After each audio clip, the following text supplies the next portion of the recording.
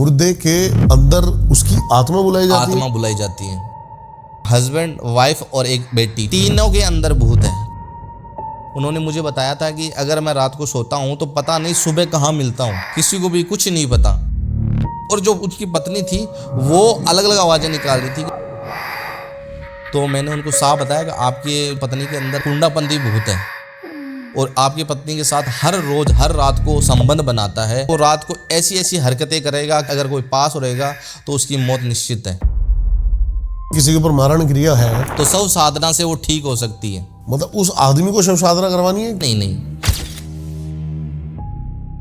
बड़ी मुश्किल साधना होती है। अगर कोई इसको गलत तरीके से करना चाहेगा उसका भी सर्वनाश हो सकता है वहीं पे भी। ऐसी कील होती है ना, शमशान के अंदर चले जाओ, आप बाल ले जाओ, घर के आगे की धूल ले जाओ, वहां पे जाके कुछ मंत्र के उच्चारण होते हैं, उस कील पे सारे फूंक दो मंत्र, और जो घर के जो मेन मुखिया है उनका नाम लेके उस घर के अंदर कील डाल दो कहीं पे भी, वो पूरे परिवार को तहस नहस कर देगा। तंत्र कर सकता है? ये पॉसिबल है तंत्र में? हाँ, पॉसिबल है। नमस्कार, आई होप आपको हमारी क्लिप्स दारियावन क्लिप्स पे बहुत ज़्यादा पसंद आ रही होंगी, तभी आप अब हर क्लिप्स को इतना प्यार दे रहे हो। ये क्लिप्स आपका समय बचाने के लिए है। जब बड़े बड़े पॉडकास्ट से आप हो जाओ परेशान, और बहुत लोग ऐसे हैं जिनके पास थोड़ी सी समय की कटौती है, इसी को ध्यान में रखते हुए हम दारियावन क्लिप्स पे आपके लिए लाते रहते हैं प्यारी प्यारी छोटी क्लिप्स, इंफॉर्मेटिव क्लिप्स, ताकि आप सही कम समय पे वो ज्ञान या वो जरूरत पूरी कर सकें जिसकी आपको आवश्यकता है। इस चैनल को अभी के अभी जितना सब्सक्राइब कर सकते हो कर लें। सबसे महत्वपूर्ण बात कि रात्रि 9 बजे अब वीडियो नहीं आएगी। अब नया टाइम जो है वो है संध्या 4 बजे। अब से यह टाइम आप ध्यान रखें, और जिसने भी अब तक बेल आइकन का बटन नहीं दबाया, नोटिफिकेशन ऑन कर लें, कोई भी क्लिप मिस ना करें। क्लिप शुरू करते हैं। क्या है षटकर्म, बताइए आप पूरा। षटकर्म जैसे कि मानो 6 कर्म होते हैं। ये संसार में जैसे अपने शिव भगवान हैं आराध्य हैं, इन्होंने माता पार्वती को बताया था 6 कर्मों के बारे में। हाँ जी। माता पार्वती के जरिए ये संसार में आए थे।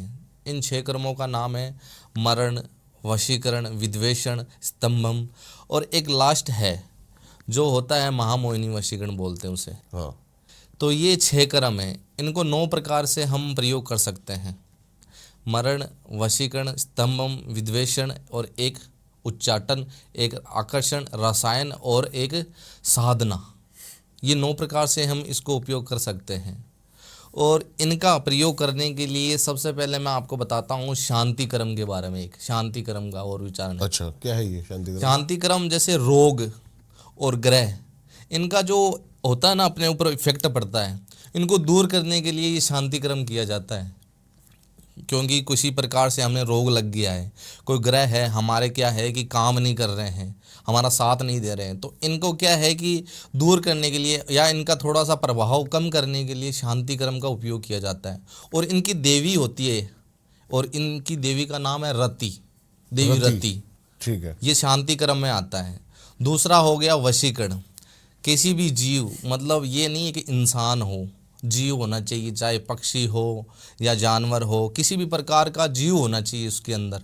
उसके ऊपर असर करता है उसे अपने वश में करने के लिए, किसी भी प्रकार का कोई भी काम करवाने के लिए। मानो किसी को हम अपने वश में करके किसी की संपत्ति हड़प रहे हैं या मतलब किसी से काम निकाल रहे हैं, तो क्या है कि वो वशीकरण उन पे होता है जिसके अंदर जीव होता है, तो उसे वशीकरण बोलते हैं। और उनकी एक देवी होती है सरस्वती। और दूसरा आता है एक स्तंभम। स्तंभम एक क्रिया, ऐसी क्रिया है कि किसी की भी गति रोक सकते हैं। मानो कि किसी का व्यापार चल रहा है, अच्छा खासा एकदम करोड़ रुपए कमा रहा है, अचानक से क्या है कि लोगों को पता चलता है कि इसके पास पैसा कहाँ से आया है। मैं एक सडनली एक केस बताता हूँ। मेरे पास एक केस आया था। एक व्यापारी था, वो मतलब पहले शुरुआत में टेम्पो चलाता था, ऑटो चलाता था, और अचानक उसके पास मेहनत करते करते इतना पैसा आ गया कि उसने एम्पायर खड़ा कर लिया 100 करोड़ का आराम से। फिर धीरे धीरे लोगों को पता चलने लग गया और धीरे धीरे डाउन होने लग गया। तो उसके पास मेरा एक पेज आया और उन्होंने मुझसे कांटेक्ट किया कि गुरुजी क्या हो रहा है हमारे साथ। तो मैंने उनको बताया कि भी आपके साथ है ना, आपका जो लक्ष्मी है वो साथ नहीं दे रहा, क्योंकि ये जो मैंने बताई थी क्रिया इनका कि ये देवी होती है ना, वो लक्ष्मी होती है, क्योंकि उनकी गति रुक गई, स्तंभम में उनकी गति रोक दी गई है, लक्ष्मी उनका साथ नहीं दे रही है, तो उनको स्तंभम किया हुआ था, उनके ऊपर ऐसी क्रिया की गई थी, तो वो सारा काम उसका ठप हो गया और उनकी गति है, व्यापार है, वो सारा का सारा रुक गया। स्तंभम में ये होते हैं, अगर किसी का व्यापार रोकने के लिए अगर कुछ कार्य करते हैं तो स्तंभम क्रिया सबसे बेस्ट। प्रोसेस क्या है इसका? इसका प्रोसेस जैसे मान लो किसी प्रकार का जो कार्य कोई कर रहा है और उसकी वृद्धि हो रही है, पैसे कमा रहा है, तो मानो कुछ ऐसी कील होती है ना जो दीवार में गाड़ी जाती है, उसके ऊपर कुछ मंत्र फूंके जाते हैं। उस स्तंभन की एक क्रिया होती है, प्रक्रिया मतलब शमशान के अंदर चले जाओ आप और कुछ चीज़ें लेके जाओ, जैसे बाल ले जाओ, उस लड़के के घर के आगे की धूल ले जाओ, या किसी भी प्रकार का कोई पेड़ होया उसकी एक जड़ ले जाओ, वहाँ पे जाके कुछ मंत्र के उच्चारण होते हैं और उनकी क्रिया होती है, उस कील पे सारे फूंक दो मंत्र, और जो घर के जो मेन मुखिया है उनका नाम लेके उस घर के अंदर कील डाल दो, कहीं पे भी डाल दो। कील गाड़ दे या गाड़ दो या डाल दो, एक ही बात है, किसी के सामने नहीं आनी चाहिए। कील अचानक कोई के घर पे पड़ी है तो कोई ध्यान नहीं देगा, लेकिन उसका मेन कारण यही होगा कि भी वो पूरे परिवार को तहस नहस कर देगा और उनका जो व्यापार है वो वहीं पे रोक देगा। तीसरा आएगा विद्वेषण।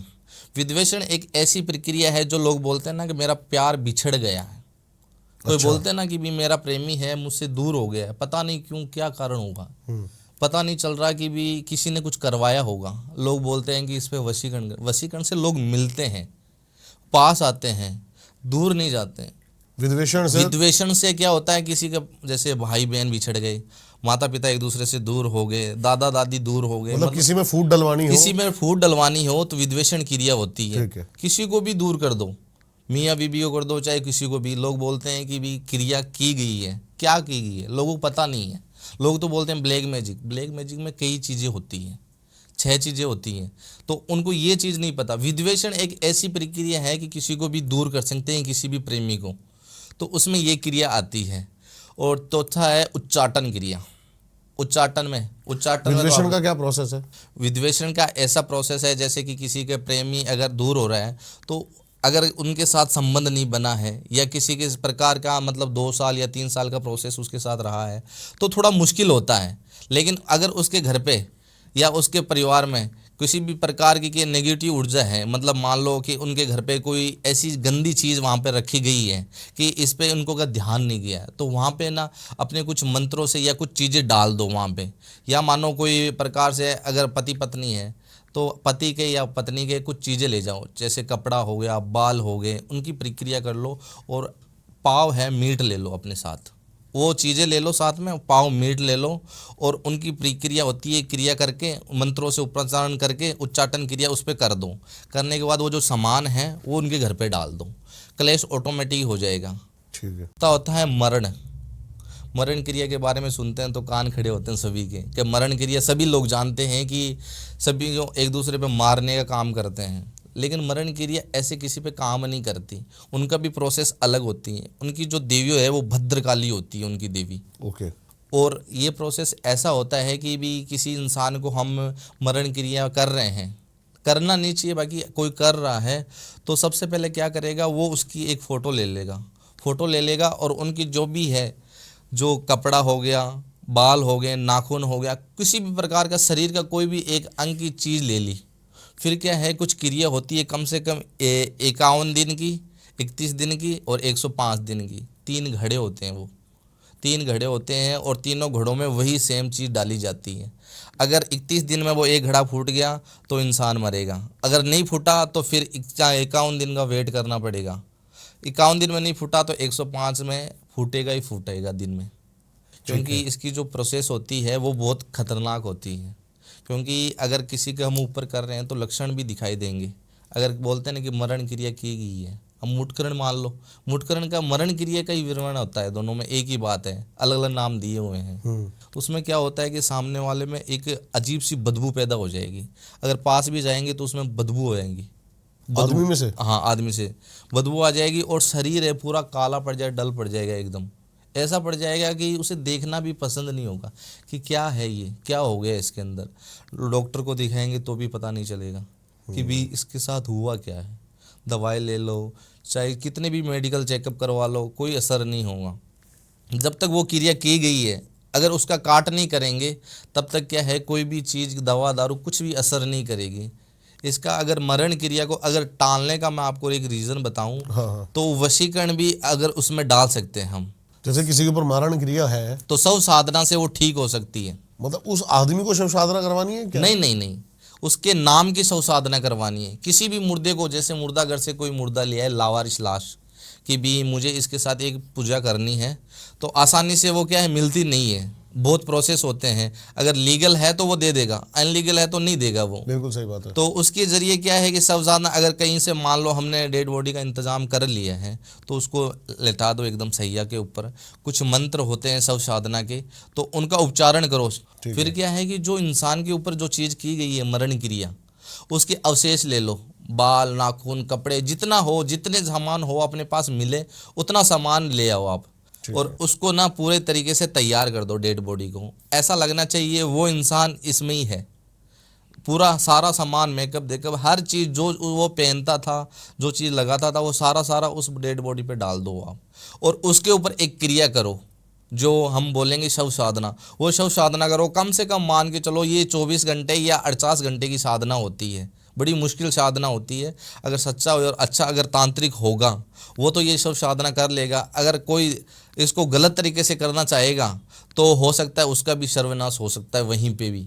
उस पे अगर उसके ऊपर बैठ के वो काम कर रहा है तो वहीं पे भस्म हो जाएगा वो।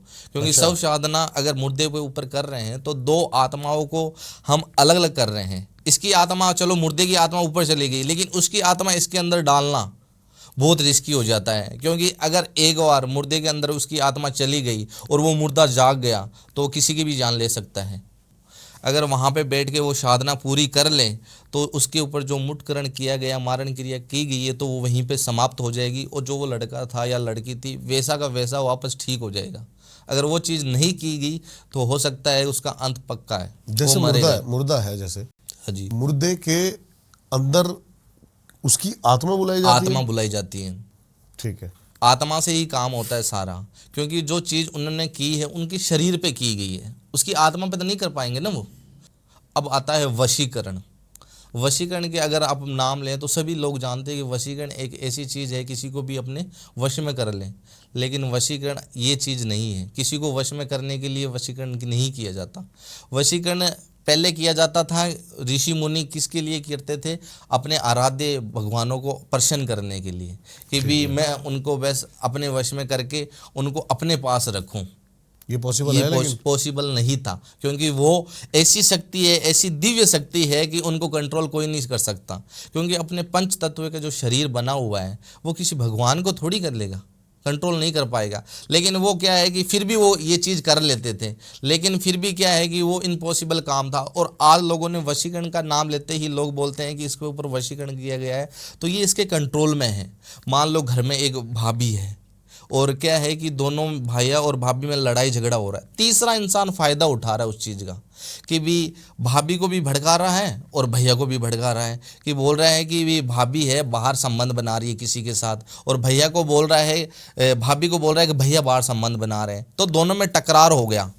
लेकिन फिर क्या होगा कि भाभी है गलत अगर संगत में चली गई है तो भैया क्या बोलेंगे, किसी लड़के ने इसके ऊपर वशीकरण करवा दिया, ये तो उसके ही बहकावे में चलती है या उसका ही कहना मानती है। लेकिन ऐसा नहीं होता, वो अपनी मर्जी से गई है। लड़ाई झगड़ा जो भी हुआ है तो उन दोनों के बीच में हुआ है, उसका वशीकरण से क्या होगा?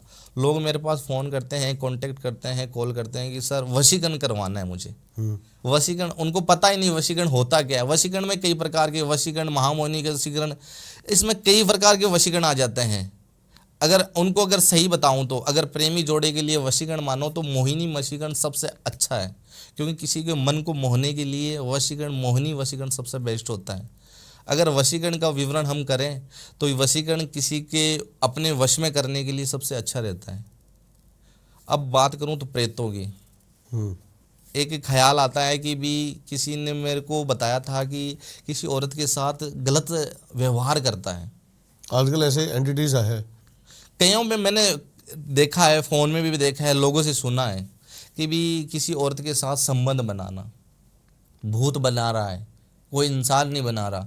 लड़की सब जब उठती है तो पूरा उसका शरीर है वो टूटा रहता है, उसका ना हाथ पैर सभी दर्द करने लग जाते हैं, शरीर पर नाखूनों के निशान, बाल बिखरे। सुबह उठती है तो उनकी तबीयत खराब हो जाती है। अगर उसका पति उसके पास आएगा तो वो औरत है चिल्ला के उसे दूर कर देती है। रात को वो अपने अपने औरत के पास नहीं सो पाता। क्यों? क्योंकि जो भूत है वो उसको पास नहीं आने देगा, और उस भूत का नाम है कुंडापंथी। कुंडापंथी। कुंडापंथी ये भूत ऐसा ये भूत आज मैंने पहली बार सुना है वैसे। पहली बार सुना है, लेकिन ये आप राजस्थान में जाओगे, किसी से भी अगर तंत्र से रिलेटेड कोई भी इंसान है तो वो आपको बता देगा। कुंडापंथी एक सुगरा, एक नुगरा, दो भूत होते हैं।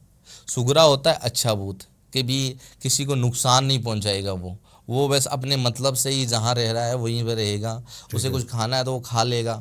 और नुगरा ऐसा भूत होता है कि बेमतलब किसी को परेशान करेगा। वो किसी को भी अगर कहीं पे रास्ते पे जा रहे हैं तो उसको डराएगा तो वो होता है नुगरा। तो कुंडापंथी का अगर नाम आए तो सबसे बेशर्म भूत होता है वो। मेरी भाषा में बोलूँ सबसे बेशर्म, क्योंकि उनको क्या होता है कि काम वासना सबसे ज़्यादा होती है उनके अंदर, काम वासना, ठीक है। भूख ज़्यादा लगती है। फिर वो क्या करता है, ऐसे इंसान को पकड़ता है कि उनके घर पे लड़ाई झगड़ा हो पति पत्नी के बीच, कि भी इनकी बनती ना हो। वो ऐसे क्लाइंटों को क्या है कि टारगेट करता है कि भी इसके साथ बनती नहीं है, तो वो उस बॉडी में प्रवेश कर जाता है। फिर जब 12 बजती है, 1 बजती है, उनका टाइम होता है, फिर वो उसका भोग करता है। उसके साथ शरीर का जो भी संबंध है हर तरीके का वो बनाता है। लेकिन ये जो आपने बताया भूत कुंडापंथी, हाँ, ये बनते कैसे हैं? कुंडापंथी भूत ऐसे बनते हैं जैसे मान लो जन्म से ही वो उसका चरित्र खराब है, जन्म से ही। जैसे कि मान लो कोई अत्यधिक कामुक व्यक्ति। हाँ, अत्यधिक कामुक, मतलब किसी भी प्रकार के कहीं पे भी खड़ा हो, कहीं पे भी बैठा हो, तो उसके अंदर माइंड में वही चीज़ चलेगी, काम में और में ध्यान नहीं देगा।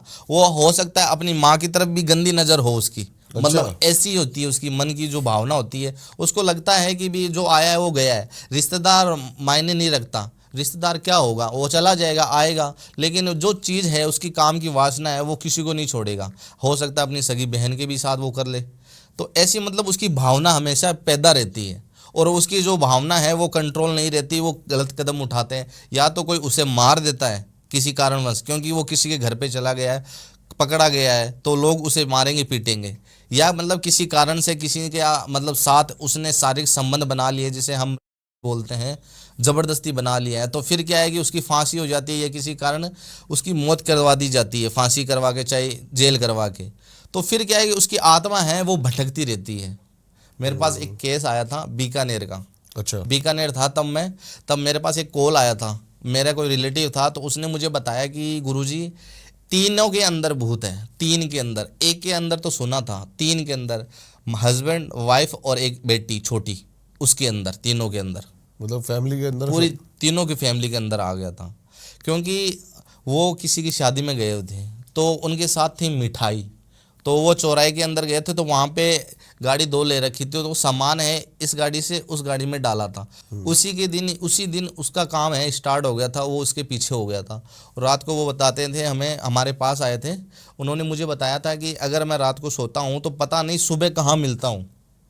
वो चला जाता है रात को चला जाता है और अपने पत्नी के पास नहीं सोता, और जब पत्नी सोती है तो सुबह ही उठती है 10 बजे।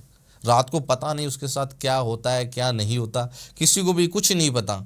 जब मेरे पास फ़ोन आया तो मैंने उनको बुलाया कि भी आप एक बार काम करो, मेरे पास आ जाओ, वहीं से तो कुछ पता नहीं चलेगा, मैं झाड़ा फूंक नहीं सकता वहाँ से, तो एक काम करो आप इधर आ जाओ। तो कम से कम 25 जने आए थे उनके साथ, क्योंकि परिवार के फैमिली से अगर टेंशन होती है तो सभी एकजुट होते हैं। सही बात है। तो एकजुट होके वो 25 जने मेरे साथ आ गए आश्रम। मैंने देखा कि भी 2500 के अंदर भूत है क्या, कि नहीं गुरुजी हम तो साथ में आए हैं। तो मैंने उनको बिठाया, आराम से बैठे थे वो तीनों। मैंने बोला क्या हुआ, उन्होंने बोला कुछ नहीं, पता नहीं शरीर टूटता रहता है। मैंने बोला नॉर्मल बात कर रहा है ये तो, इसके अंदर है तो नहीं? कि गुरुजी वेट करो वेट एंड वॉच, देखो आप कि भी अभी शुरू होगी कहानी। 2 मिनट लगे कुछ नहीं हुआ, 3 मिनट लगे कुछ नहीं हुआ। तो मैंने लड़के को बोला भाई चाय बना दो इनके लिए, होगा तो देखेंगे। तो फिर चाय बनाने गया लड़का, थोड़ी देर में ऐसे सर घुमा रहे थे तीनों। मैंने बोला गुरुजी ने, वो लड़के थे वो, उन्होंने बोला देखो गुरुजी अभी शुरू होगा नाटक उनका। तो तीनों के अंदर ऐसी भयानक आवाज़ें निकलने लगी। बेटा तो बाप की तरफ उंगली कर रहा है और बाप है बेटे की तरफ उंगली कर रहा है। दोनों एक दूसरे को मतलब काटने के लिए, मारने के लिए तैयार हो गए। और जो पत्नी है वो अलग ही आवाज़ें निकाल रही थी। उनको, लड़की को कुछ नहीं बोल रहा था, वे अपने बाप बेटे एक दूसरे को लड़ रहे थे कि अच्छा। भी एक दूसरे को मारें, काटे, अगर उनको पकड़ा नहीं जाए तो एक दूसरे को मार ही दे वो। तो फिर वो क्या है कि 2 सेकंड तक चला उनका दोनों का। और जो उसकी पत्नी थी वो अलग अलग आवाज़ें निकाल रही थी कि मैं इसको छोड़ के नहीं जाऊंगी, नहीं जाऊंगी तो नहीं जाऊंगी, जो मर्जी जाए करवा लो आप, मैं इसके साथ ही रहूंगा और इसके साथ ही इसको लेके जाऊंगा। मैंने उसके पति को भी साइड में लेके आया कि भी सभी के सामने ये बात नहीं की जाती। सही बात तो है। मैंने उनको बताया कि आपकी पत्नी के साथ ये चीज़ें होती है क्या? रात को जब सोती है तो पता चलता है, सुबह ही उठती है ना? तो उन्होंने बोला हाँ गुरुजी ऐसी बात है, और जब मैं सोता हूँ तो मेरे को पता नहीं मैं सुबह कहाँ मिलता हूँ। तो मैंने उनको साफ बताया कि आपके जो पत्नी के अंदर है वो कुंडापंथी भूत है और आपकी पत्नी के साथ हर रोज़ हर रात को संबंध बनाता है। तो मैंने उसको बताया कि भी आपकी जो पत्नी के अंदर है कुंडापंथी भूत है और वो आपकी पत्नी के साथ है, वो गलत हरकतें करता है, रात को संबंध बनाता है। अगर ऐसा ही चलता रहा हो सकता है आपकी पत्नी का मरण भी हो सकता है। क्योंकि मरण क्यों? मरण तो अगर कोई नेगेटिव ऊर्जा आत्मा किसी के साथ संबंध बना रही है तो वो अपना पूरा जोर लगाएगी, पूरा दम लगाएगी, तो अपना जो शरीर है उतना झेल नहीं पाएगा। एक तो मान लो कि किसी को कोई दारू पी के आया है, एक नॉर्मल इंसान है, दारू पी के उसमें ज़्यादा ताकत आ जाएगी ना, अलग ही पॉजिटिव ऊर्जा हो जाएगी, उसके अंदर ताकत आ जाएगी। तो वो चीज़ अगर किसी सामान्य व्यक्ति के साथ कर रहा है तो वो मरेगा ही, क्योंकि जो गलत पॉजिटिव चीज़ है वो नेगेटिव चीज़ से भारी होती है। अब तीनों के अंदर है तो मैंने उनको कॉस्ट बताया था, कम से कम ये चीज़ें लगेगी, उनका कॉस्ट बहुत ज़्यादा आएगा। तो उन्होंने हाथ जोड़ के विनती करी कि नहीं करवाना हमें।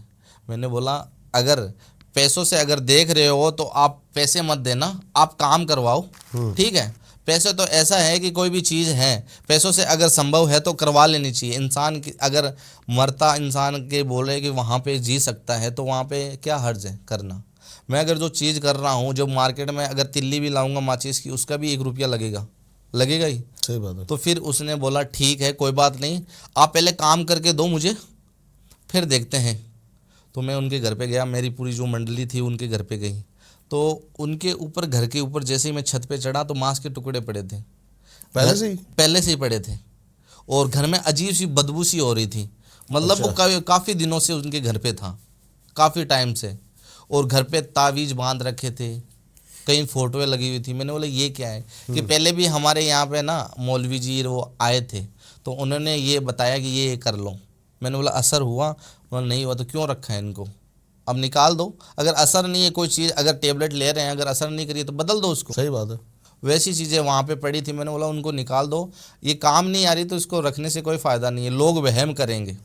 दिन में तो आते हैं, रात को नहीं आते लोग, दिन में तो आएंगे, वहम करेंगे, तो आप इनको निकाल दो वहाँ पे। तो फिर मैं वहाँ पे उनके घर पे 7 दिन प्रक्रिया थी, जो मैंने करनी थी वो कर ली। और उनकी जो वाइफ थी उनको मैं बिठा दिया वहाँ पे और जंजीरों से उसे पकड़ लिया, क्योंकि उसका जो शरीर था वो के बेकाबू हो गया था, कि उसको पता चल गया था ना भूत को कि भी अब हमें इस शरीर से निकालेंगे तो हमारा संपर्क नहीं रहेगा। तो एकदम 2 तरीके से उसे बांध दिया, पैर से और हाथों से जंजीरों से।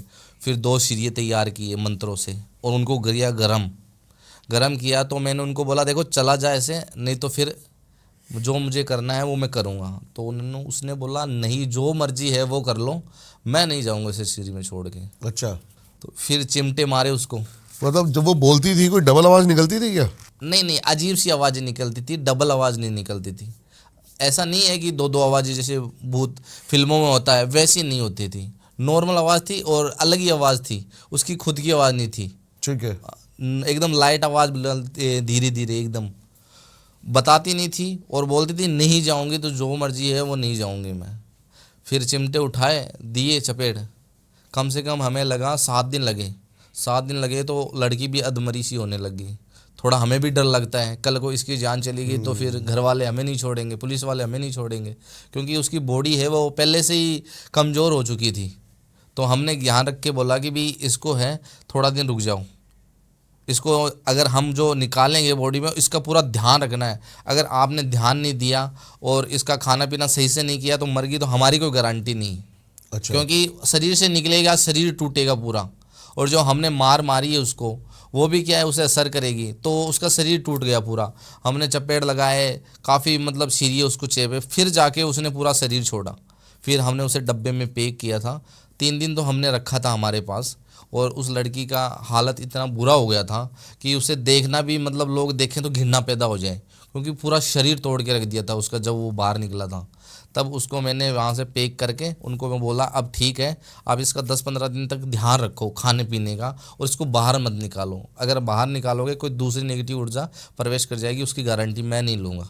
पूरा घर किलन कर दिया, और उनको तावीज़ भी पहना दिए कि भी इनका है थोड़े दिन ख्याल रखना, तावीज़ अपने गले में ही रखना, कि जिससे क्या है कि बुरी ताकतें तुम्हारे घर पे एक्टिवेट ना करें। क्योंकि अगर किसी चीज़ में अगर गंदगी लगी है तो वापस लगने की कोशिश तो करेगी वो। सही बात है। तो बाद में उसको मैंने ठीक करके वहाँ पे वो पैक करके मैं अपने स्थान पे ले आया। 3 दिन तक अपने पास रखा, फिर जाके वहाँ पे काशी में उसका पूरा व्यवहार कर दिया, और जो भी पिंडदान जो भी करनी थी क्रिया वो मैंने कर दी, उसको मैंने तेरा दिया। अब कई क्लाइंट आते हैं मेरे पास कि भी ऐसी ऐसी समस्या लेके आते हैं कि समझ से बाहर है, कि ये समस्या है कि इनके सवाल है। कुछ ऐसे ऐसे सवाल मेरे से पूछ लेते हैं कि इनका कोई काम है क्या। कुछ ऐसे आते हैं कि भी मुझे सट्टे का नंबर चाहिए। ये भी एक देखो, गुरुजी क्या करेगा सट्टे का नंबर का, अगर मुझे सट्टे का तंत्र कर सकता है, ये पॉसिबल है तंत्र में? हाँ पॉसिबल है, उसकी अलग प्रक्रिया होती है, उसकी अलग क्रिया होती है। जैसे यक्षिणी साधना वो बता सकती है नंबर, मैंने वो की नहीं है, मैं क्यों बताऊंगा भाई। अगर मैं बताता तो मैं खुद क्यों बाबा बनता, मैं खुद अमीर बन जाता सट्टे लगा लगा के, मैं खुद करोड़पति बन जाता। मेरा जितना अमीर कोई होता ही नहीं फिर तो, वही बात है ना। तो एक केस आया था, एक बुजुर्ग थी कम से कम 65-70 साल की बुजुर्ग, मेरे पास कॉल किया था उसने। अच्छा। यहाँ की थी अहमदाबाद की।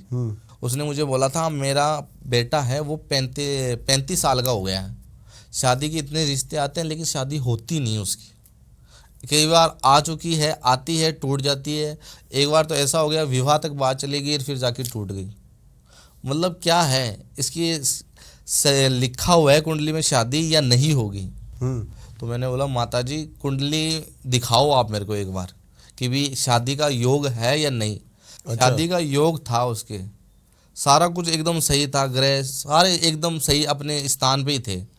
लेकिन जब मैंने उनको पूछा कि जब आपका बच्चा पैदा हुआ था तो एक धागे का होता है शुद्धिकरण, उसे नाड़ी दोष बोलते हैं।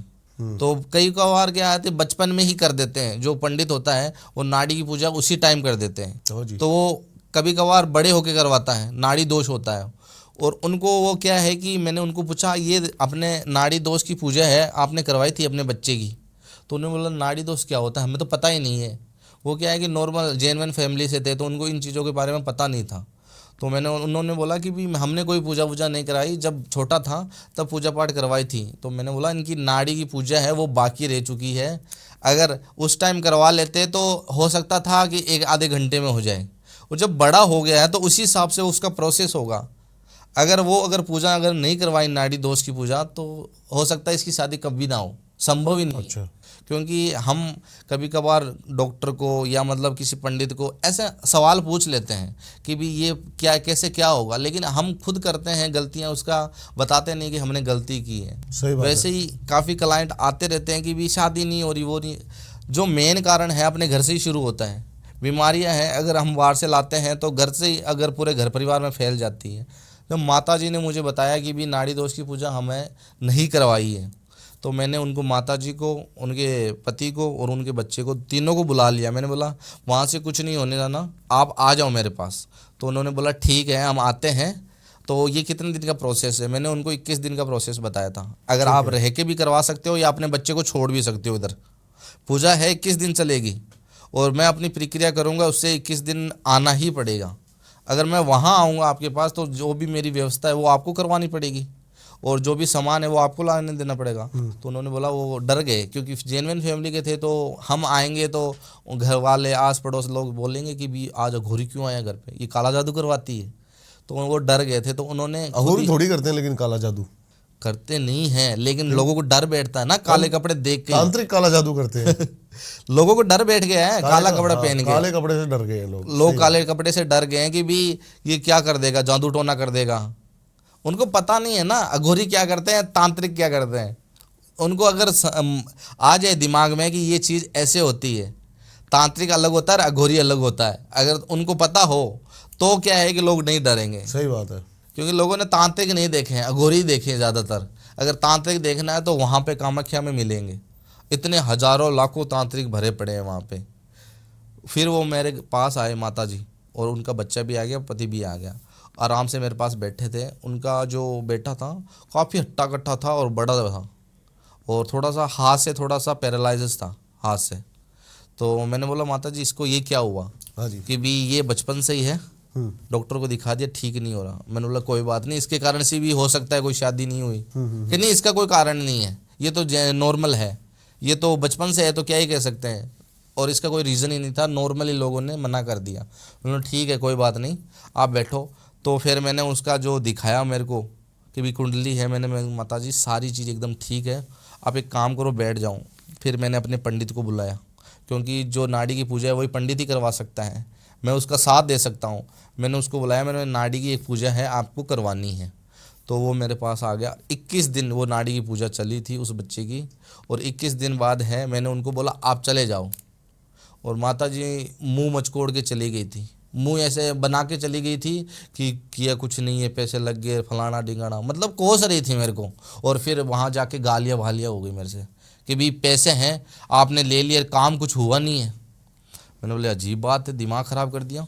वेट इंतज़ार होता है, कोई दवाई ले हैं तो असर तो होगा, लेकिन टाइम लगेगा उसका। ये थोड़ी है कि भी मैंने 21 दिन का कर दिया, लड़की तैयार बैठी है माला लेके, 21 दिन होते ही डालेगी वो इसके अंदर, ये सब थोड़ी है। मैंने बोला माता जी संयम रखो किसी चीज़ का, मैंने जो जो चीज़ की है उसका असर कम होगा, ये थोड़ी एक दिन में ही असर हो गया।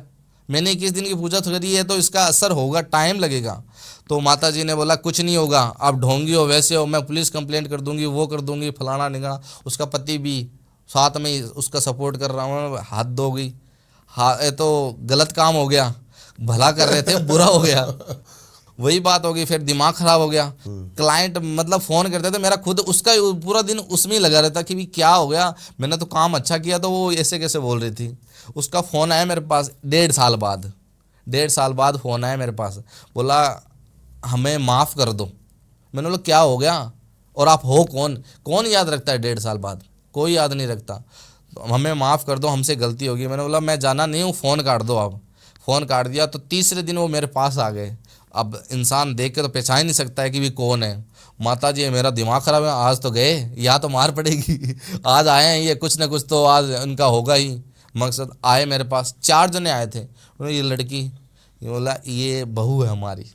जब जान में जान आएगी भी काम हो गया, अपना काम है, अपने किया था। संयम रखना पड़ता है, थोड़ा तसल्ली करनी पड़ती है, काम तो होता ही है, टाइम लगता है हर चीज़ का। फिर वो उसका जो पति था वो गिड़गिड़ाने लग गया, माता जी पैर पड़ने लगे। अब इतनी बड़ी माता है, मैं नहीं लगा सकता पैर। बोला माता जी मैं प्रणाम करता हूँ, आप पैर मत छुए, हमें पाप लगेगा, आप बड़े हो हमसे, आप बैठो आराम से, बताओ क्या बात हुई। कि भी आपको हमने गालियाँ दी, इतना कुछ बोला, आपने हमें कुछ ही नहीं बोला, और आपने बोला कि हमने काम कर दिया है, और हमने आपका क्या है विश्वास नहीं किया था। तो फिर क्या है कि उन्हें मुझे पूरी बात बताई कि भी हम 21 दिन बाद के घर पे गए, आपको बोला था। फिर क्या उसके 1 महीने बाद एक रिश्ता आया था हमारे घर पे, अच्छा। ऑटोमेटिक। हमने किसी के साथ बात नहीं चलाई थी, अपने आप ही अपने घर पे आए थे, और उन्होंने बोला था कि भी हमें शादी करवानी है आपके बच्चे के साथ, इस लड़की की। तो माता जी वो खुश हो गए थे कि भी चलो ठीक है, इतने रिश्ते आए हैं, ये भी आया, देख लेते हैं। लेकिन मेरी बात वो भूल गई थी माता जी कि मैंने जो काम किया है उसका असर होगा। लेकिन क्या है कि जब उनकी शादी हुई, सगाई हुई, फिर सारा काम हो गया, फिर क्या है कि उनको एक ख्याल आया, मेरा पेज देख रही थी, मेरा पेज उनके सामने आया था, उन्होंने बताया था आपका पेज सामने आया। फिर याद आया कि ये आपने किया था, तब जाके मेरे बच्चे की है शादी हुई थी। जब वो मेरे पास है, मैं माता जी अच्छी बात है आपका काम हो गया, मैं तो अभाग्य हूँ कि भी आपका काम हुआ है, नहीं तो आपने इतनी गालियाँ सुनाई थी, मैंने आज तक कभी किसी से गाली नहीं सुनी। उन्होंने माफ़ी मांगी मेरे से, और दक्षिणा के रूप में मुझे कुछ दे के गए थे।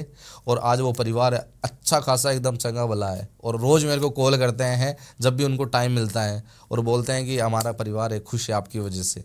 ऐसे परिवार अगर खुश कर रहे हैं तो भाई सही है, हमारा काम भी सही है। बिल्कुल सही बात है। गलत चीज़ नहीं कर रहे ना हम, गलत चीज़ करने से क्या फ़ायदा।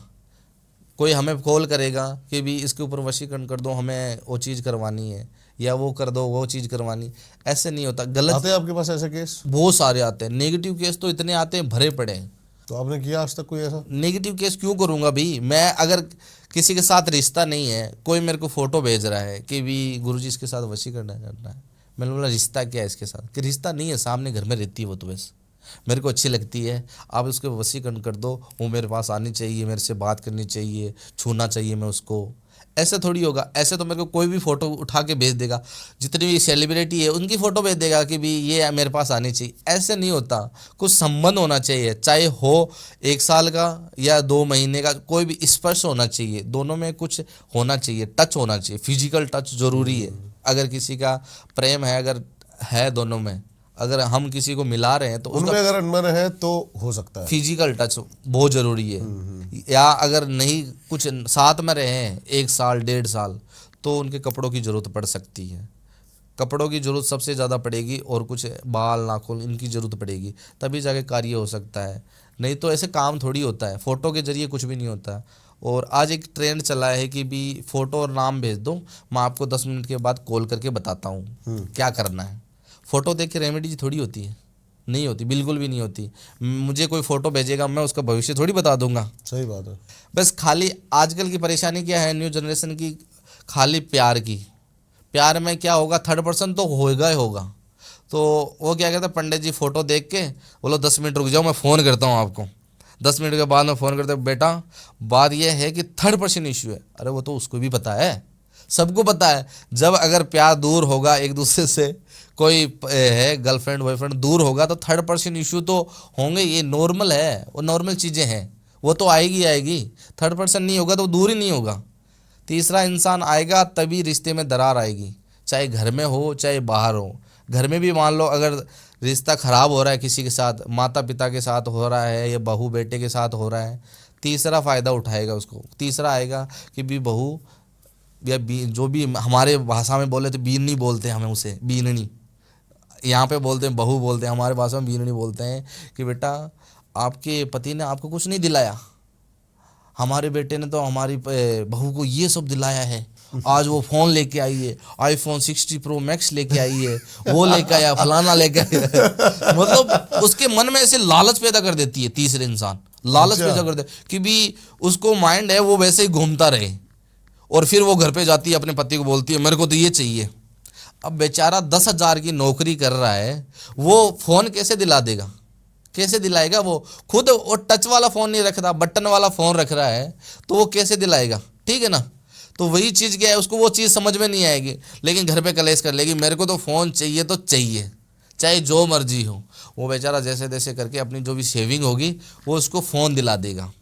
कुछ दिन स्नैप लगाएगी, जो चीज़ें लगानी है सोशल मीडिया में छाई हुई रहेगी, फिर कोई नया मैसेज आएगा, फिर लड़कों का मैसेज आएगा। ऐसे करके क्या होगा, उसका जो माइंड है वो डाइवर्ट हो जाएगा अपने पति से और अपने परिवार से। किया दूसरे ने, परिवार किसका खराब हो रहा है, उसका खुद का, उसको ये चीज़ पता नहीं है।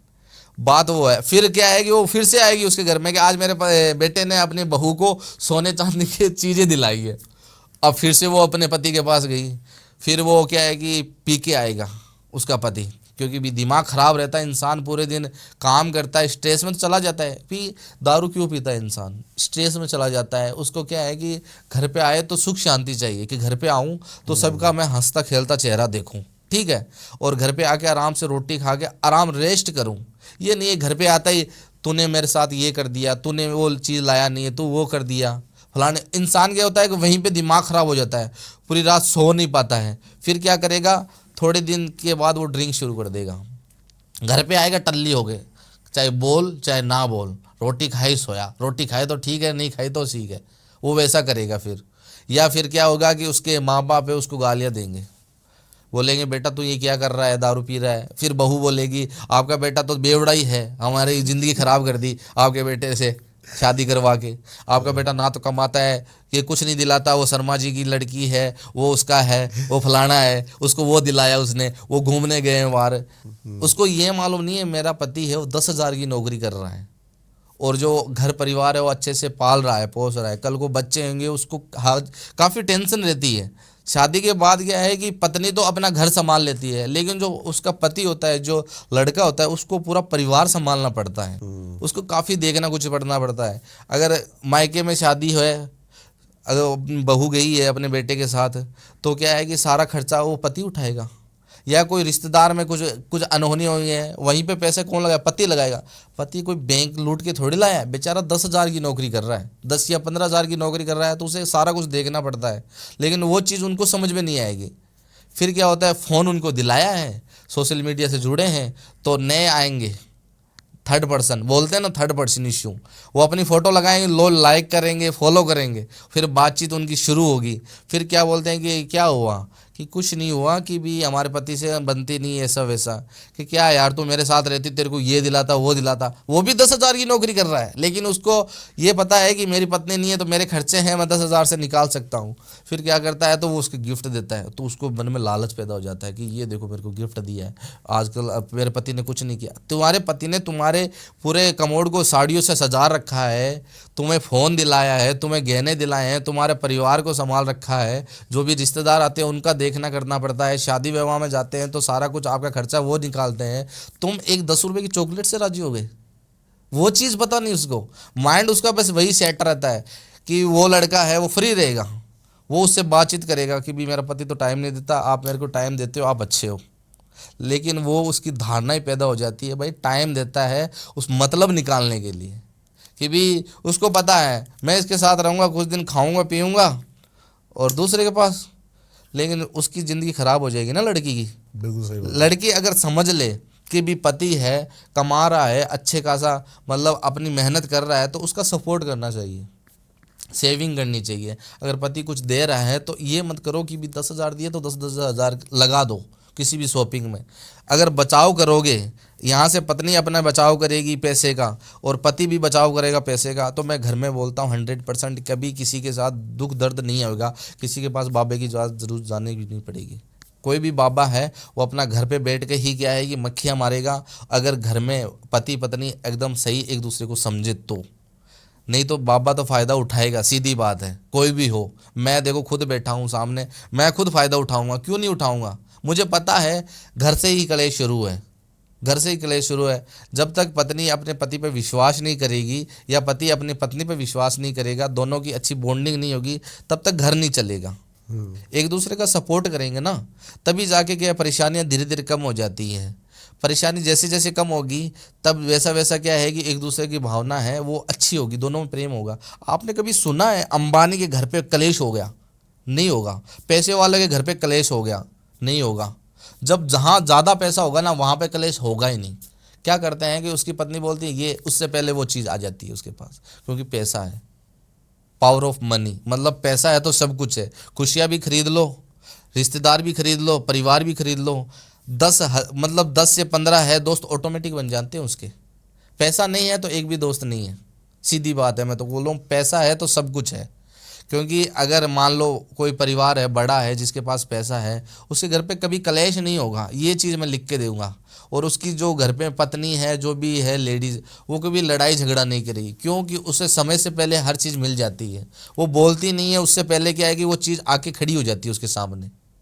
बस मेन बात वो है, अगर पति पत्नी एक दूसरे को समझे, अच्छी सी बॉन्डिंग बनाए और कुछ पैसे हैं बचा के रखे, सेविंग करना शुरू कर दे, तो ज़िंदगी में कभी किसी की ज़रूरत नहीं पड़ेगी और परिवार है खुशहाल हो जाएगा। ना तो किसी बाबे के चक्कर में पड़ने की ज़रूरत है, ना किसी और के चक्कर में जुटने की ज़रूरत है। मैं तो बोल रहा हूँ सबसे पहले पति अपने पति पे विश्वास करो और पति अपनी पत्नी पे। एक दूसरे पे शक मत करो, सीधी बात है। अगर किसी कोई प्रेम कर रहा है, कोई लड़का किसी लड़की से, और वो किसी और के पास जा रहा है, तो उस लड़की को समझ जाना चाहिए, तीसरे के पास नहीं जाना चाहिए। क्योंकि ये लड़का है उसे धोखा दे गया तो समझो दूसरा भी धोखा देगा, वो बिल्कुल देगा। क्योंकि जब तक उसे पता नहीं चलेगा कि भी पहले भी इसका एक्स था या जो भी था, इसको धोखा दे के चले गया, तो उसके माइंड में भी ये चीज़ आएगी कि भी इसका भी यूज़ करें। प्यार वही करेगा जो उसकी धारणा अच्छी होगी। और आजकल के प्यार में क्या होता है, सेक्स सबसे ज़्यादा ज़रूरी है। कोई भी अगर एक दूसरे से प्यार करते हैं तो वो क्या हदें पार कर देते हैं, अपनी हद पार कर देते हैं। और जो भी अपने जो बीच में गतिविधियां होती हैं, फिर आगे चल के उनको परेशानी करनी पड़ती है, क्योंकि वो तो लड़का चला जाएगा। मैंने ऐसे ऐसे रिश्ते देखे जो 20-20 साल के रिलेटिव एक साथ रहे हैं, 20 साल के बाद भी टूट गए उनके। कि भी मेरे पास क्लाइंट के फ़ोन आते हैं कि भी 20 साल का हमारा रिश्ता था। 20 साल बहुत होता है, 20 साल अगर पति पत्नी अपने साथ रहे तो उनके बच्चे हो जाए 2-3। वैसे उनका 20 साल का रिश्ता था और उन्होंने मुझे बताया कि भी अचानक पता नहीं क्या हो गया, चला गया वो। सारा कुछ था हमारे बीच में, अच्छी बॉन्डिंग थी, लेकिन फिर भी पता नहीं क्यों गया है। लेकिन थर्ड इश्यू आ गया, थर्ड पर्सन आ गया। अब वो लड़की क्या करेगी, या तो उसे वापस पाने की कोशिश करेगी या किसी तीसरा इंसान उसका फ़ायदा उठा लेगा, क्योंकि आजकल कंधे धरने वाले बहुत हैं। लड़की रो रही है तो धीरे से कंधा, बेटा क्या हुआ, क्यों कर रही है, वो चला गया, मैं हूं ना, देखो मैं तुम्हारा साथ नहीं छोड़ूंगा, मैं तुम्हारे साथ हमेशा रहूंगा। लालच है उसको, कपट है उसके मन में कि वो चला गया तो अब अपनी लाइन क्लियर है भाई, अब अपने इसको सेट करना है और इसके साथ रहना, अच्छे मज़े करेंगे, मैं भी चला जाऊंगा। लेकिन लड़की के मन में क्या होगा, जब कोई नहीं था तब ये था, तब ये था, ठीक है ना। जैसे ये कंधा देने वाले, लड़की भूल जाती है कि उसने क्या किया, वो तो चला जाता है, फिर वो कंधा देने वाला होता है और लोगों के सामने वो लड़की को बोलती है कि मेरा जब कोई नहीं था ना तब ये खड़ा था मेरे साथ। लेकिन उसको ये मतलब नहीं है कि वो लड़का क्यों खड़ा था तुम्हारे साथ, वो खड़ा था अपने मतलब के लिए, लालच के लिए कि भी इसके साथ अपने को रहना है, अपना मतलब इसके साथ निकालना है। फिर क्या करेंगे, दोनों टच में आएंगे, कंट्रोल में आएंगे, एज ए फ्रेंड नाम लेके कि भी फ्रेंड है, हम फ्रेंड है। फिर धीरे धीरे क्या होगा, दोनों रिश्ते में आ जाएंगे। रिश्ते में आके क्या होगा, वही चीज़ जो पहले की थी उसने अपने जो भी था प्रेमी उसके साथ की थी, अब वही चीज़ वो उसके साथ करेगा। उसके अंदर कपट है लड़के के अंदर, वो तो 10-15 दिन अपना काम निकाला और चला जाएगा। लड़की की वैसी हालत हो जाएगी। लड़कियां क्या होती है, थोड़ी सी क्या है कि दिल की कच्ची होती है, उनको क्या है कि समझने की कोशिश करनी चाहिए, या क्या है कि उनको खुद अपने आप पे ना आत्मनिर्भर होना चाहिए। मैं तो ये बोलता हूँ, सभी अपनी माता बहन के लिए यही बोलूँगा, आत्मनिर्भर बनो, किसी के भरोसे मत रहो। जब तक अपने शरीर में जान है मेहनत करो, ये प्यार व्यार के चक्कर में पड़ो ही मत। पहले बात तो ये, अपना करियर बनाओ। अगर आपने जीवन में तुम्हारे अगर कोई लिखा है वो ऑटोमेटिक आपके पास आएगा, कोई नहीं रोक सकता उसको, तुम्हें जाने की ज़रूरत नहीं है, अपने आप आएगा। ऊपर वाले ने अगर तुम्हारे लिए बनाया है तो चाहे शादी के थ्रू आओ चाहे कैसे ही आओ, लेकिन सबसे पहले अपने करियर पर फोकस करना चाहिए। ये फालतू की चीज़ों में नहीं पड़ना चाहिए, बॉयफ्रेंड पे गर्लफ्रेंड के चक्कर में। तुम्हारा जीवन भी बर्बाद होगा और तुम्हारा परिवार भी खराब हो जाएगा, और जो तुम्हारे प्रति तुम्हारे घर वालों ने आशा लगा रखी है वो भी खराब होगी। सभी माताओं से यही विनती है मेरी, तो सभी बहन से कि भी आत्मनिर्भर बनो, और सबसे अच्छी बात यह है कि अपना करियर पर फोकस करो। जय श्री महाकाल। बहुत ही अच्छा लगा, धन्यवाद आप आए और इतनी प्यारी प्यारी हमने बातें करी, और आई होप ये पॉडकास्ट आपको भी उतना ही पसंद आया जितना प्यार से हमने इसको बनाया है। कुलदीप जी की सारी डिटेल्स आपको मिल जाएंगी डिस्क्रिप्शन में, जाके ज़रूर इनसे कनेक्ट करें। अपना बेस्ट पार्ट क्या था इस पॉडकास्ट का ज़रूर हमें कमेंट करके बताएं। ऐसे और प्यारे प्यारे बेहतरीन सब्सक्राइब कर लो अभी के अभी पॉडकास्ट देखने हैं तो।